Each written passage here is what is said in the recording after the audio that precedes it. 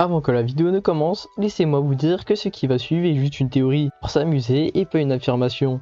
Du coup, je vous laisse regarder la vidéo. Salut, c'est Kirita et bienvenue dans cette nouvelle vidéo. Aujourd'hui, nous allons explorer une question fascinante et controversée. Goku est-il le méchant de Dragon Ball? Goku est souvent considéré comme le héros contesté de la série, mais certaines de ses actions et décisions pourraient nous amener à repenser ce rôle. Installez-vous confortablement et préparez-vous à explorer ces théories surprenantes. Le héros aux motivations douteuses. Dès le début de Dragon Ball, Goku est présenté comme un personnage pur et innocent, toujours prêt à défendre les faibles.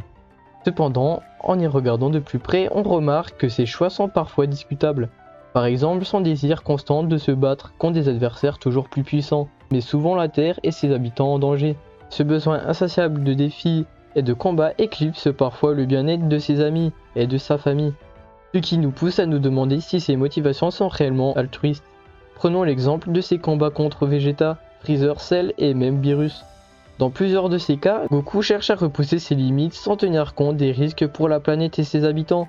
Cette attitude pose la question, est-il vraiment un protecteur ou simplement un combattant égoïste? Une obsession pour l'entraînement. Un autre aspect à considérer est l'obsession de Goku pour l'entraînement. Il passe de longues périodes loin de sa famille, négligeant souvent son rôle de père et de mari. Chi-Chi et Gohan en souffrent particulièrement. Goku privilégie presque toujours son perfectionnement personnel et la recherche de nouveaux adversaires, même si cela signifie abandonner ceux qu'il aime.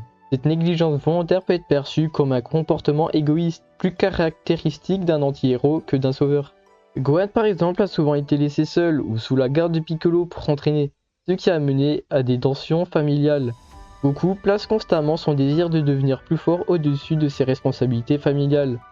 Est-ce vraiment le comportement d'un héros ou plutôt d'une personne avec des priorités discutables? Et les répercussions de ses choix. Les décisions de Goku ont des répercussions considérables sur le monde de Dragon Ball. Par exemple, cette décision de sauver Vegeta, un ennemi redoutable, a conduit à des batailles acharnées et à des destructions massives. De même, son choix de laisser Freezer vivre après leur premier combat sur Namek a permis à ce tyran de revenir plus fort que jamais. Ces actes de clémence, bien qu'ils puissent sembler nobles, ont souvent des conséquences désastreuses, renforçant l'idée que Goku pourrait être involontairement la source de nombreux conflits. Il est aussi important de noter que dans plusieurs cas, Goku met sciemment la Terre en danger pour satisfaire son désir de combat. Lors du tournoi du pouvoir, il prend des risques énormes en participant et en incitant d'autres univers à s'affronter, ce qui pourrait mener à la destruction totale si les choses tournaient mal. Comparaison avec d'autres personnages. Pour approfondir notre analyse, comparons Goku avec d'autres personnages de la série.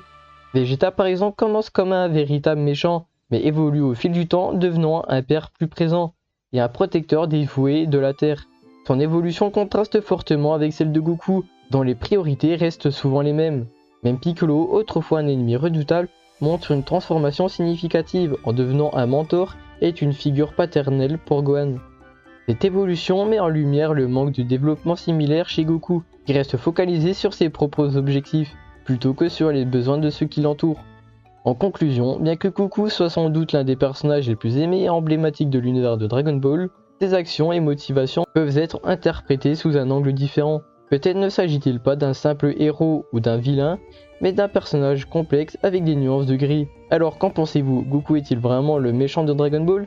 Laissez vos commentaires ci-dessous et n'oubliez pas de liker et de vous abonner pour plus de contenu intriguant. Salut!